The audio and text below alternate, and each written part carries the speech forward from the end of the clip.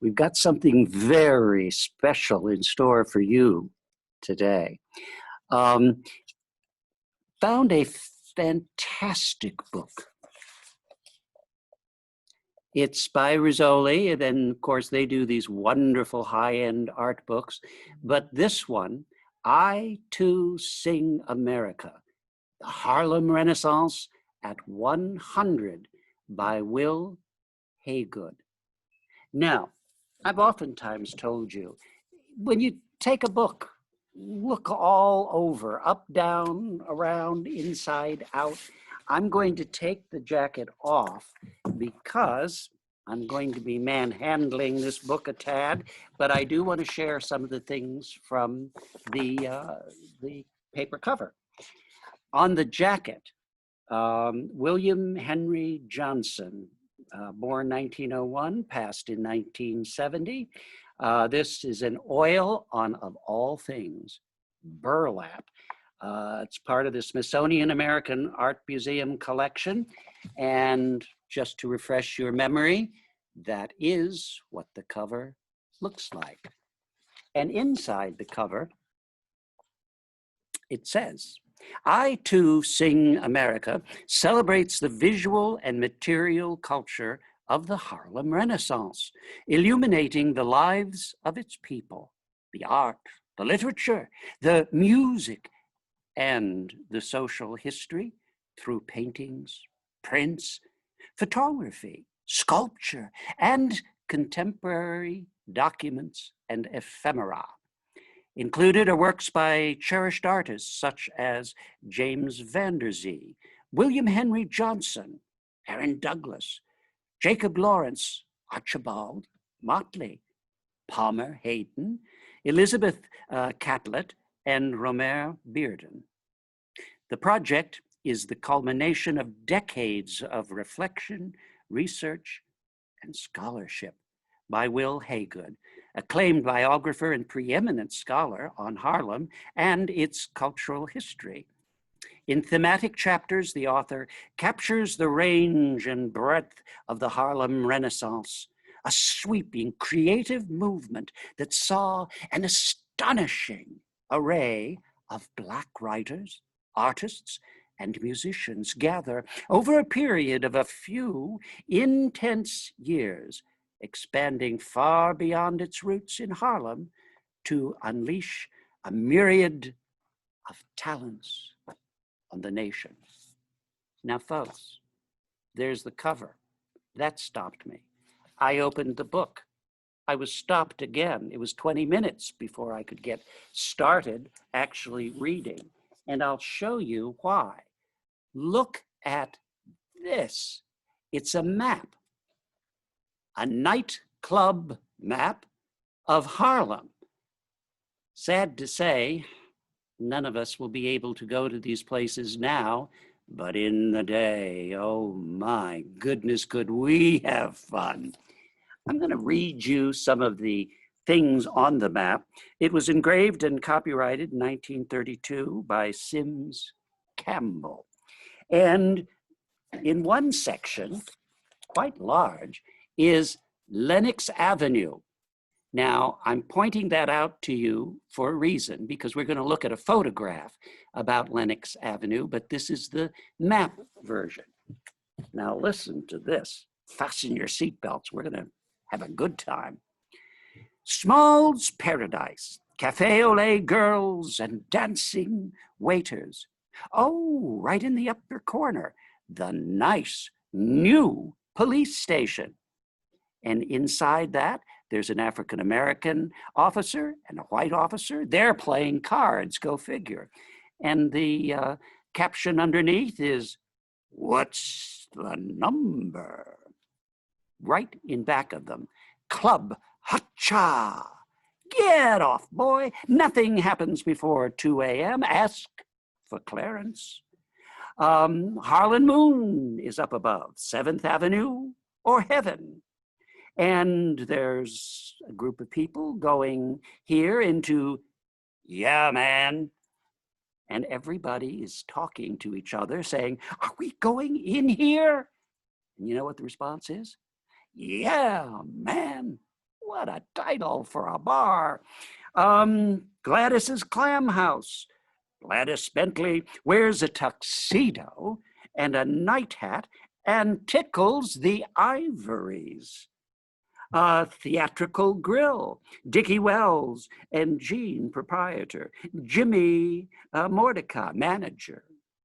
You've never really heard a piano really played until you hear Garland Wilson. And there's Tilly's, specializes in fried chicken, and it's really good. The Log Cabin, Pods and Jerry, proprietors, ask for George Wood, an intimate little spot. The Lafayette Theater, Friday night is the midnight show. Most Negro reviews begin and end here. In this section of Harlem, there are clubs opening and closing at all times. There's too many to put them all on this map. The Savoy Ballroom, doing the Lindy Hop, and way down in the corner, you'll notice it, is the Harlem River. And, oh, I love this. Ho-de-hi-de-ho, Cotton Club, Cab Calloway's band, one of the fastest stepping venues in New York. Well, it just goes on, and you could spend quite a lot of time looking at this map and lusting over places you can't go to. Look at that photograph. Two very handsome people in very expensive looking raccoon coats. Well, I'd kind of like one of those myself if I weren't living in Florida. I guess in New York it'd come in handy. And that just might be a Cadillac. I'm not too good at identifying cars. Maybe some of you will know, but that's right in the heart of Harlem. Now, I mentioned all those clubs. Look at that painting that shows you the kind of energy and fun that's taking place. It's really quite extraordinary. Motley is the artist there. And remember, I said, I pointed out with my finger, Lenox Avenue. Well, you saw it on the map, but now see it in reality. There's the Savoy that I mentioned. There's a furniture store. There's a luncheonette. Look at that broad sidewalk, the awnings. Look at all the people out there. Now that's a daytime shot. Think of this in the dark of midnight, lightened with all the lights, the action.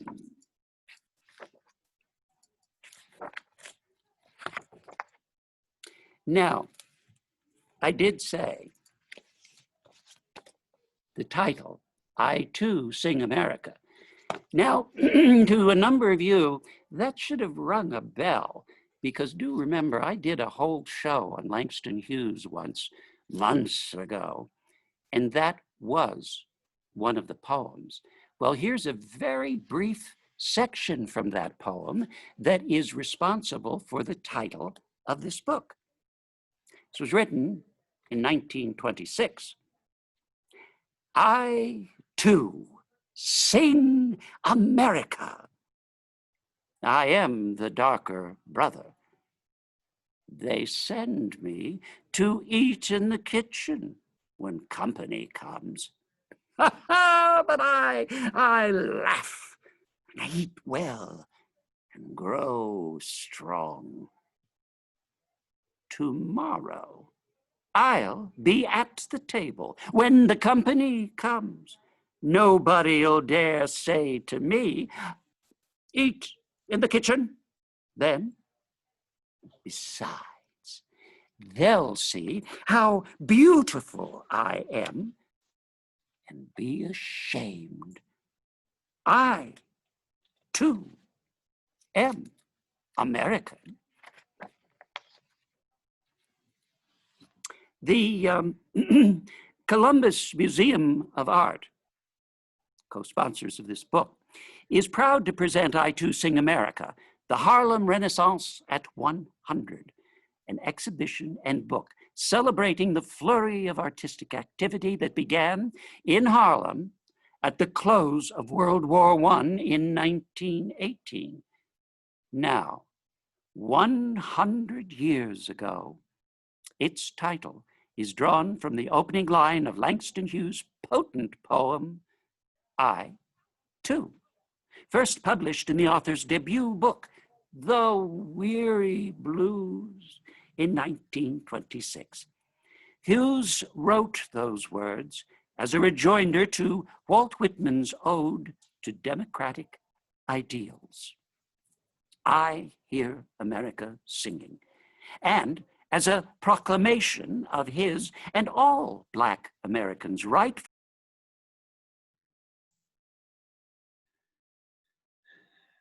I think we lost it.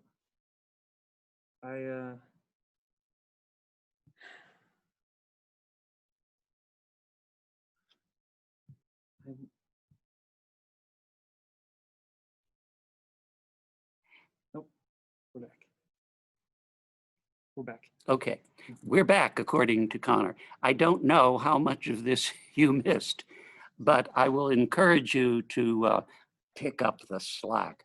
By when I finish with this book, it'll be back on the shelves, and you can go back and really listen to everything, or read everything that I said to you. You won't have to miss a thing. In order for a great cultural movement to endure, it must flow between generations, deepening itself across the decades. Time itself is not an enemy, but a gift and reward, altering the movement's impact by way of deeper understanding and ever heightening critical praise. There have been few movements in the history of arts and letters as profound and enduring as the Harlem Renaissance. It all flowered from northern Manhattan and is often dated from 1918 to the mid-1930s, in an intense period of creativity that centered on writing, art exhibits, publishing, and activism. A cavalcade of artists would become famous in poetry, painting, sculpture, fiction, reportage, and music. Many now claim prominent space in books and cultural studies. It was nearly divine to spot Langston Hughes standing outside the Harlem YMCA with a parrot atop his shoulder. Florence Mills alighting from someone's Cadillac, dressed in fur. County Cullen gliding down 135th Street on his way to meet his editor. Or Bill Bojangles Robbins flipping a $10 bill to a shoeshine man. There was so much jubilation and excitement. Jazz was everywhere. Musicals born in Harlem basements jumped to Broadway. And there were so many other figures. Arna Bonton, Aaron Douglas, James Van Der Zee. Remember that photograph I showed you of the beautiful couple in raccoon coats? It was one of his photographs. And James Weldon Johnson, Jessie Fawcett and Walter White, the mesmerizing Zora Neale Hurston. Remember, a couple years ago, I did a reading of Their Eyes Were Watching God, one of her most spectacular novels. Vanity Fair, Esquire, the Crisis magazines were all early to the party, anticipating the movement. Mainstream white newspapers were slow to catch up, but the black publications couldn't print the glories of the Renaissance fast enough. Those who were there, who wrote and painted and gave speeches, were referred to as the new Negro.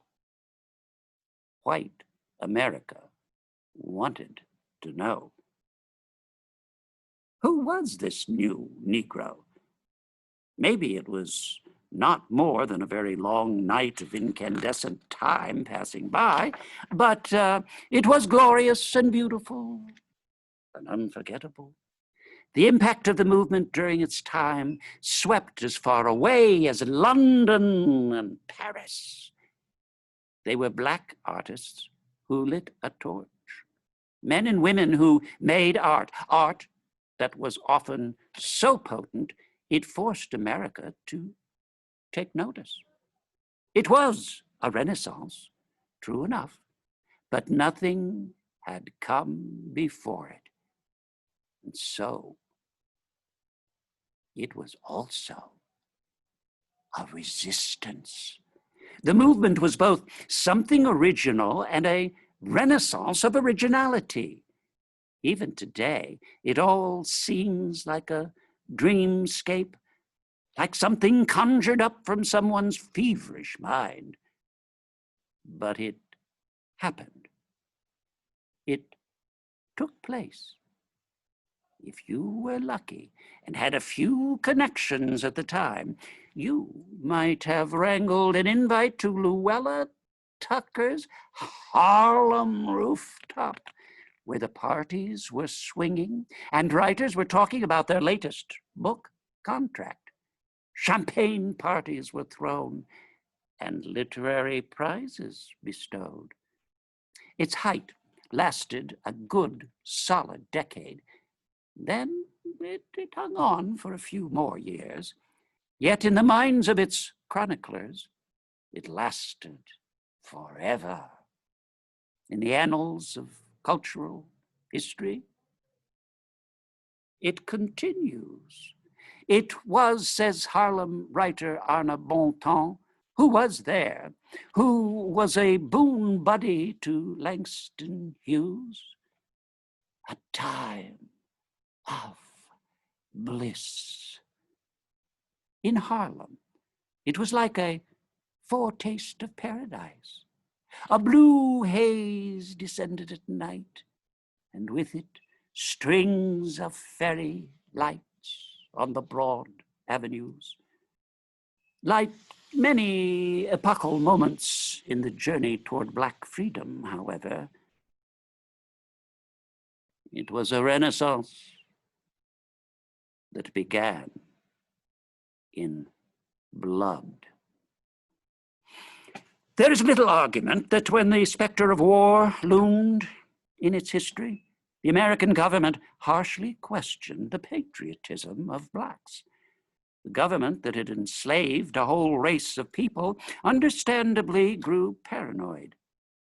Guns, suddenly in the hands of the once powerless and enslaved? Well, notable slave revolts had occurred from Florida to Virginia to New York City. All of these uprisings received feverish coverage in the American press. Still, it is manpower that wins wars, and the enemy hardly discerns skin color. In 1917, America entered World War I, 3 years after it had begun. It quickly became a conundrum for the federal government. The American military was a segregated institution. Yet, many prominent black leaders saw the moment as an opportunity for blacks to show their patriotism. W.E.B. Du Bois, the shrewdly insightful, Harvard-trained intellectual, found himself caught up in the emotion.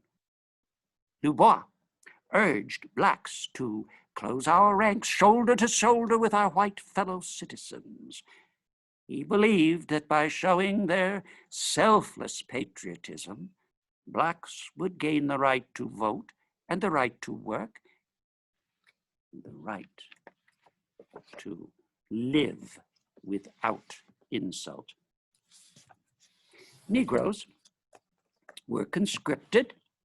There were cries of hallelujah.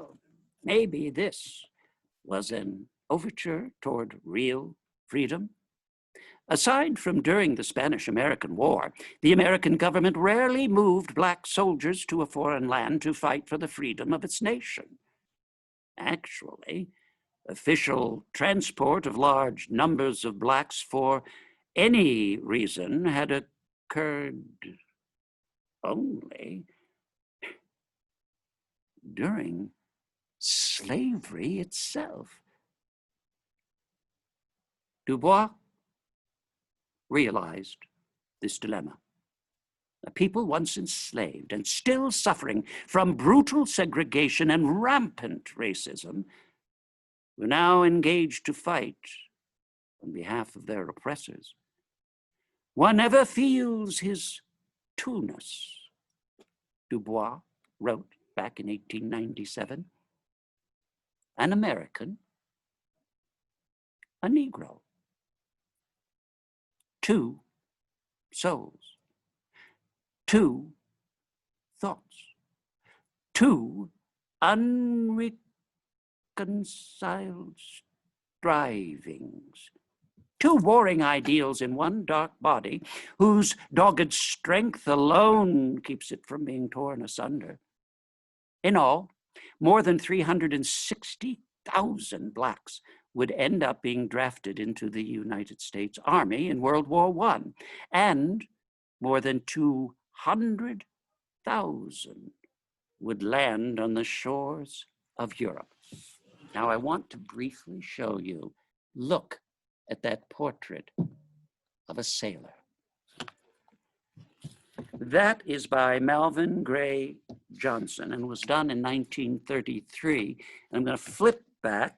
Same painter, Melvin Gray Johnson, in 1934 did this portrait of an African-American soldier. They are fighting for us. They are fighting for themselves. And now we continue. Because of their neighborhood's proximity to downtown Manhattan, the epicenter of the American literary and musical publishing world, Harlemites with artistic ambitions could not have been in a more fortuitous location. They were always hearing about books being published, musicals being worked on, shows opening on Broadway with black dancers. Benjamin Brawley, Harvard educated, a member of the black middle class and author of the 1918 book, The Negro in Literature and Art, sensed all of this and shared an idea with James Weldon Johnson, the NAACP stalwart and writer. And he says, we have a tremendous opportunity to boost the NAACP, letters and art, and anything else that calls attention to our development along the higher lines, Brawley told Johnson. Word got around about Brawley's thinking. Many felt the possibilities had great potential. A group of writers soon convened in 1924 at the Civil Club in Manhattan. It was a who's who of the Negro art and intellectual scene from in and around the city. The white editors from publishing houses knew it was not to be missed. Du Bois was there. So was esteemed scholar Alan Locke. The black artists were mindful that their world, in its infancy, I'll get that word out yet, as it were, needed the help and understanding of progressive-minded whites. Carl Van Doren was one of the white editors in attendance. He edited Century magazine, a much admired literary periodical. And by the way, I do have in my personal collection a series of letters that Carl Van Doren and Langston Hughes exchanged. I haven't looked at it in years, but I'll guarantee you this. Next time I get some free time in front of my personal bookshelf, I'm going to pull that book out. Van Doren told the gathering that he had found a genuine faith in the future of imaginative writing among Negroes in the United States. There were excited nods of agreement. He wrapped his time up at the podium with both a clarion call and a challenge. What American literature decidedly needs at this moment is color, music, gusto, the free expression of gay or desperate moods. If the Negroes are not in a position to contribute these items, I do not know what Americans are. Here's a series by Aaron Douglas. I won't spend much time on them. Part of the Emperor Jones series from 1926. And I want to remind you that there was a great man of the theater, Eugene O'Neill, who wrote a play that was produced on Broadway called The Emperor Jones. Ideas were just bouncing all over the place. What an exciting era to be alive. Winold Reese, keep this picture in your mind. Quite astounding, really. And notice something. The hands, the faces are meticulous. The less important parts, the clothing, are just there and somewhat empty, but the personalities shine.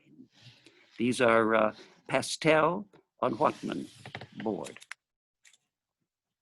This pastel of two steely-eyed young teachers was one of a number of portraits that Winold Reese created for the March 1925 issue of Survey Graphic, titled Harlem, Mecca of the New Negro. Alan Locke commissioned Rice to contribute illustrations to the issue. Didactic impulse drove the decision as much as aesthetics.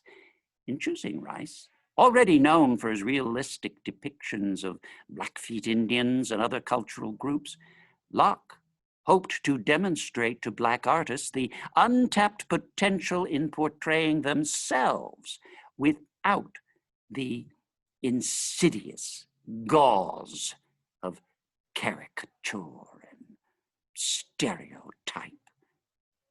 A month later, this work joined other Rice portraits of Harlem types, many of working class men and women, in an exhibition at the 135th Street Library, where they were viewed by hundreds of visitors, including school children. Black and white audiences alike found the images shocking. Type studied too, two public school teachers, in particular, sparked both controversy and contempt. It is a testament to both the intolerance of the period and the rarity of such images that at the reception held for Rice at the 135th Street Library, one man declared that the two women would have frightened him had he encountered them on the street. I want to show you the two faces that inspired such terror. Me, I'd rather walk up to them and start a conversation. In reply, One of the teachers in attendance at the event expressed her dismay at the possibility of scaring him and noted that she found her likeness accurate. Locke was informed that another critic found the works propagandistic, intended to prejudice the white viewer. Others took offense to the depiction of African Americans with darker skin, or the fact that Rice, a white German immigrant, had agreed to the endeavor in the first place. Portraits were a commercial failure. Galleries would not display them out of fear they would attract black clientele. And the upheaval led Locke to publish an article titled, "Too Certain of Our Philistines," that defended Rice.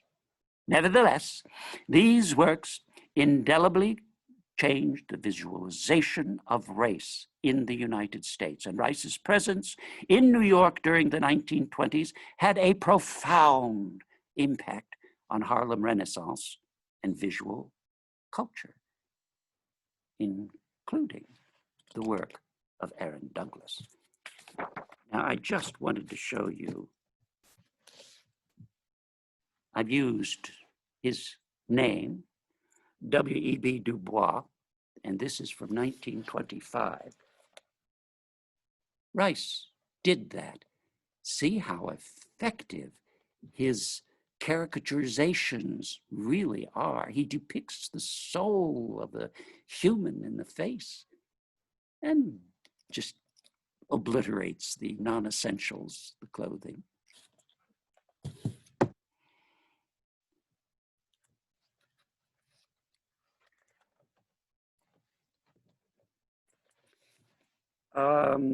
This particular, Aaron Siskin did a photograph that I wanted to share with you that shows you the intimate life of African Americans here in America's largest city at the time.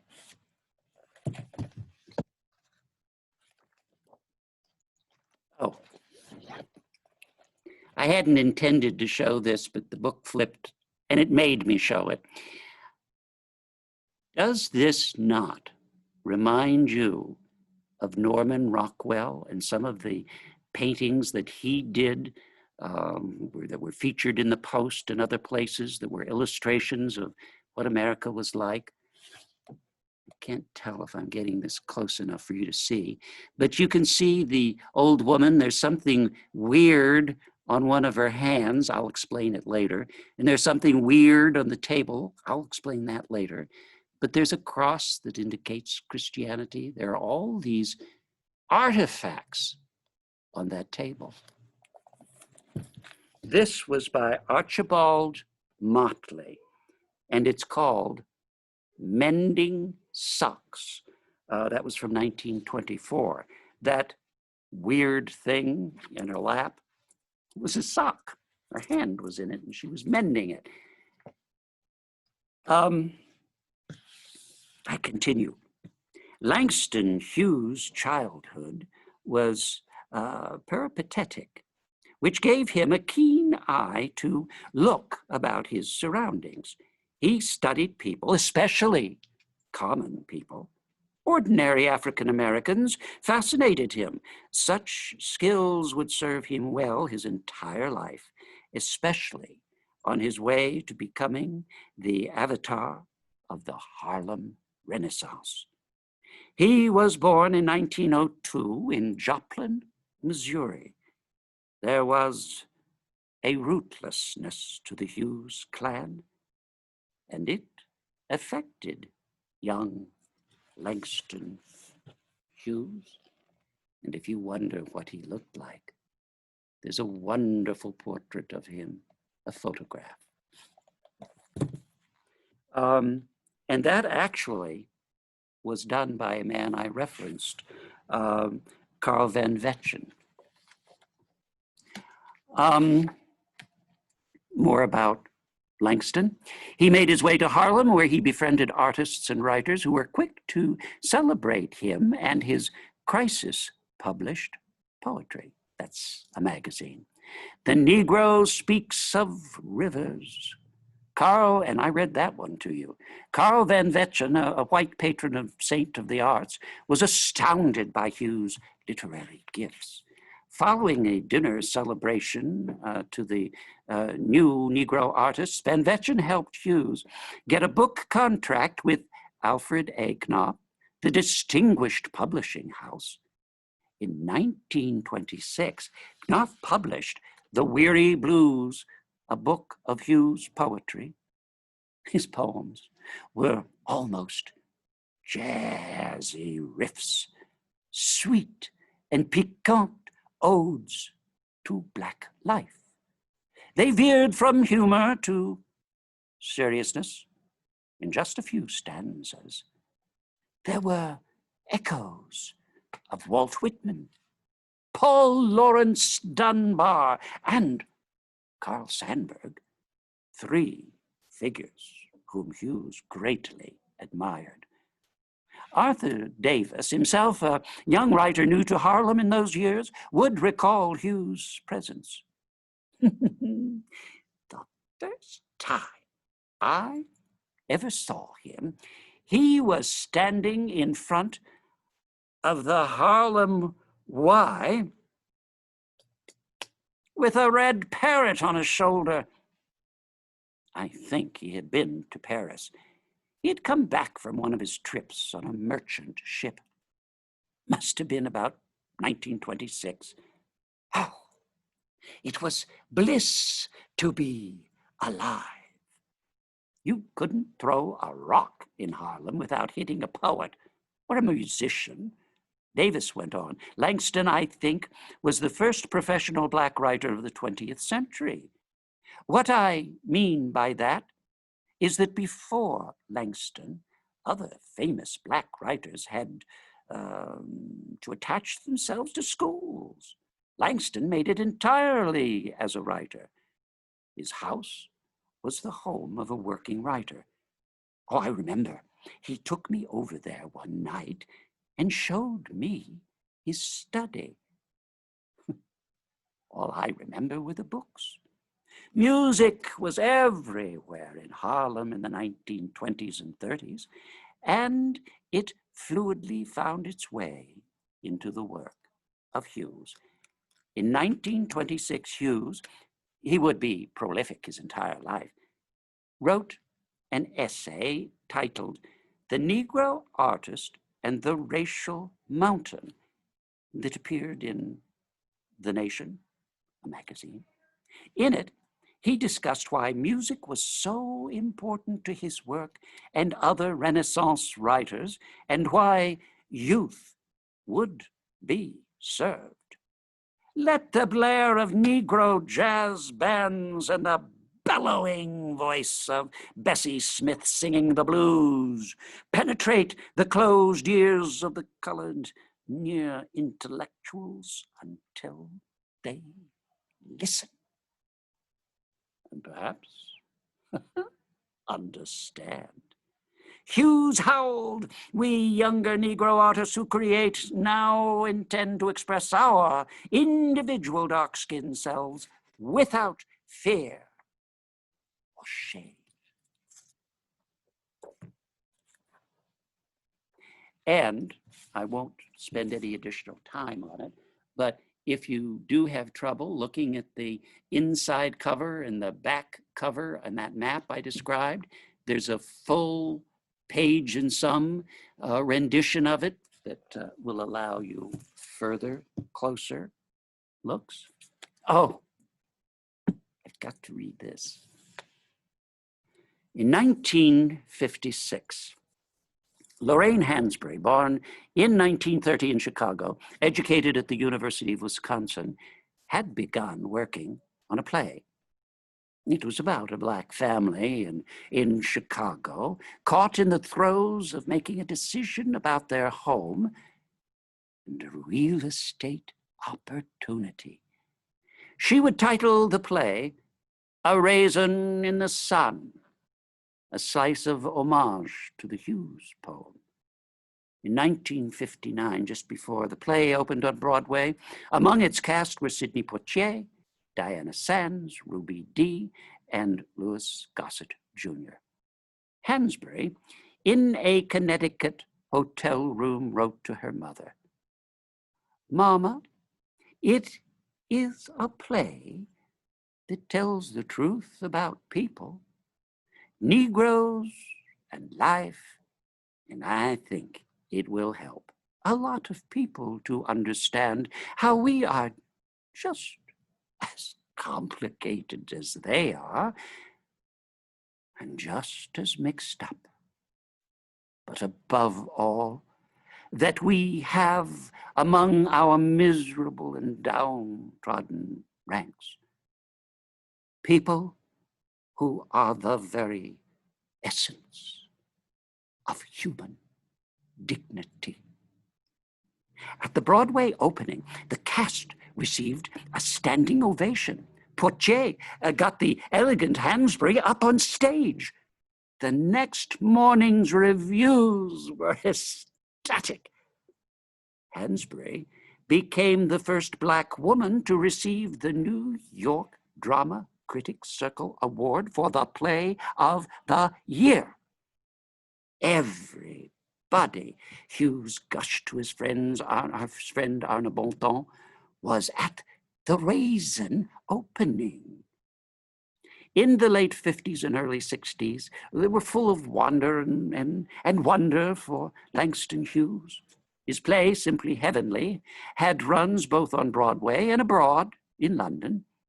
In 1959 came an edition of the selected poems of Langston Hughes, which included some of his most remarkable poems written during the Harlem Renaissance period.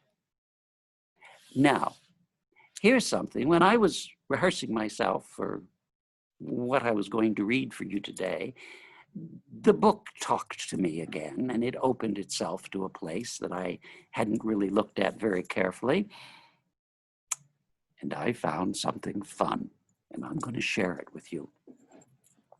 It's just a paragraph and a half. Elvira Sanchez wanted to become a dancer badly, but no one would give her a break beyond the occasional background role in a Harlem dance review. She met another dancer with dreams. His name? Sammy Davis. He had made it to Harlem by way of Wilmington, North Carolina. Davis was appearing in shows with Will Maston, a dancer from Alabama. They were two young Black men who had a smooth little tap dancing review they'd perform in Harlem and wherever else they could get gigs. Sanchez married Sammy Davis. And on December 8th, 1925, in the midst of the Harlem Renaissance, Elvira gave birth to her first child. He was named Sammy Davis Jr. By the time the little boy was 3 years old, he was performing with his father and Will Maston. His mother had gone off in another direction, still pursuing her showbiz dreams. The little boy, who had a natural gift for strutting in front of audiences, drew laughs on stage. He also wore blackface. So he was a little Black boy in blackface, giving the appearance of a small white boy impersonating a white man, all dressed in blackface. Audiences howled, though there were those who cringed in private. Vaudeville for the Black performer, came with a heavy price. Bert Williams had been among the earliest stars of Harlem vaudeville. A black man, he applied his blackface makeup in his dressing room in silence. Bert Williams was the funniest man I ever saw, and the saddest man I ever knew. Comedian W.C. Fields said of Williams. Please don't critique my impersonation of W.C. Fields. I know I have my limits. I often wondered whether other people sensed what I did in him. That undercurrent of pathos.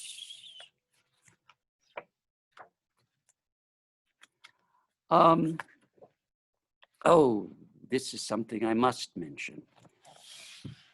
Notice, everything is something I must mention, but I'm not kidding you. This book is a gold mine. Augusta Savage. She was a sculptress. And very interestingly, several years ago, in our Cummer Museum in Jacksonville, there was a show of some of her works. And she's gone from being well-known to obscurity to suddenly becoming well-known again. This is at the top, which you really do have to have the book in hand to see, but a sculpture that she did called The Harp. And notice, in the hands are all these figures, really quite astounding. And let me say just a little bit about her. Augusta Savage welcomed the cocoon that Harlem provided her during its Renaissance period. Like Fuller, she was a sculptor growing up in Green Cove Springs, Florida. Savage showed an early love of art by fashioning clay figurines. The hobby angered her father, a mean man who almost whipped the art out of me, she recalled. In her early 20s, Savage was already selling some of her artwork in small Florida venues. She was both widowed and divorced across 2 marriages while in Florida. The mental strains weighed heavily on her. She realized she was going to make an independent life of her own. It was 1921 when Savage, hearing of the Black artistic activity in Harlem, landed in that metropolis. She studied for 3 years at the Cooper Union Art School. Employees at the Harlem branch of the New York Public Library got to know her and marveled at her sculptures. The relationship led her to being commissioned to sculpt a bust of W.E. Du Bois. Remember, I showed you that painting that was done of him. Actually, it was a pastel. The finished product drew praise, and the young sculptor was on her way. When Savage applied to study in a summer program that would take place in France, she had to go through a local selection process. The committee applauded her work. There was much optimism in Harlem that Savage would win one of the spots to study abroad. But 2 American Southerners who were chosen in the early process would bitterly complain to the all-white American Selection Committee that they would not travel as part of a contingent featuring a Black artist. The committee chose cowardice above integrity, and Savage was not selected. The young artist did not take the blow lightly and complained to the New York press. Democracy is a strange thing, she said. My brother was good enough to be accepted in one of the regiments that saw service in France during the war. But it seems his sister is not good enough to be a guest of the country for which he fought. Savage kept working, buoyed by the thriving Harlem Renaissance, even as life was stressful, as she welcomed her Florida family to Harlem to live with her. But Savage's fortunes begin to change dramatically in June 1929, when her sculpture of a young boy, Gammon, graced the cover of Opportunity magazine. Shortly thereafter, she won a Julius Rosenwald Fellowship to study, at long last, in Paris. Now, I included that Rosenwald reference for a very good reason. Are you aware, those of you who are viewing this from Fernandina or in basically Florida or on Amelia Island, that the Rosenwald Foundation was responsible historically for creating and making possible Peck Center right here on the island? The Rosenwald Foundation was really quite extraordinary in its impact on the South.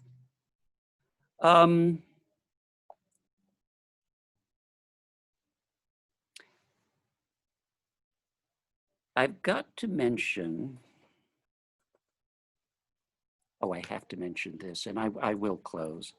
Really, I can stop, but I can't before I mention Zora Neale Hurston and Aaron Douglas did this portrait of her in 1926.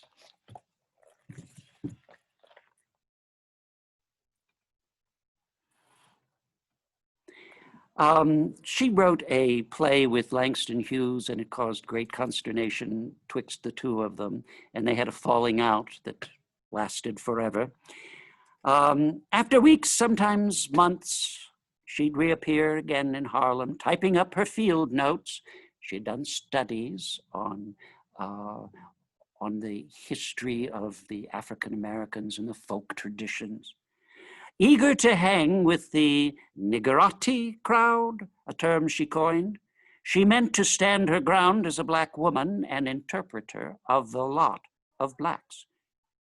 We are ceremonial, lovers of color and magnificent, she wrote to Louis Gannett, a book critic, in an effort, it seems, to explain the whole breadth of Black folk.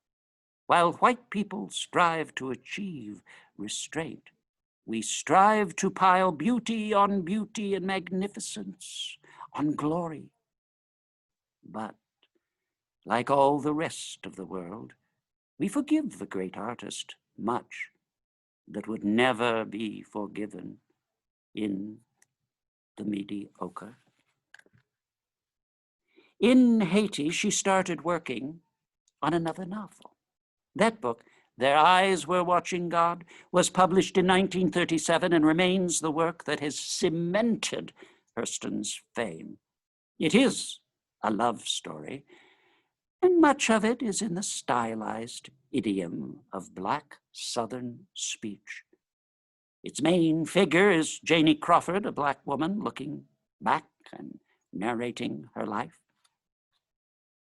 Now, this is my comment, not from the author. If you want to read the best literary depiction of a hurricane, get that book. I know they have it downstairs, and read the section on the hurricane. Even if you don't have hair on the top of your head, it'll be standing out in fear at the way she describes that event. It becomes a story about sexual awakening, self-empowerment, longing, regret, and that beauty and magnificence that for so long entranced Hurston. The town of Eatonville plays a major role in the novel. It was a seminal work of American literature, but its reception upon publication was not overwhelming. The reviews were mostly positive, but some Black critics, notably Richard Wright, scorned the novel when it hit the bookstores. She died on January 28th, 1960. She was all but forgotten, nearly dismissed from American literary history. And along came Alice Walker, the Pulitzer Prize-winning novelist of The Color Purple. Walker wrote an essay for Ms. magazine in 1975 about Hurston and how she had been forgotten. Walker discovered her Florida grave did not even have a marker. The Walker essay began with a reevaluation of the work of Zora Neale Hurston and her role in the Harlem Renaissance. In the late 1970s, Harper and Row reissued Their Eyes Were Watching God. The book has now become a perennial feature on many college reading lists. Stage adaptations of her work have become commonplace throughout the country. In 2003 came Wrapped in Rainbows, an acclaimed and definitive Hurston biography by Valerie Boyd. Oprah Winfrey produced a TV adaptation of Their Eyes Were Watching God. They all lived in a time of unrelenting pressure. Equality was not a given for the artists of the Harlem Renaissance. Yet those artists, painters, editors, sculptors, poets, writers, had a strong story to tell. The blood that had been dripped in their paths, slavery and war, demanded an answer. They believed and knew it was their America as much as anyone's. Oh, please stop my story in song. Adopt this wonderful book. Take it home, read it, love it.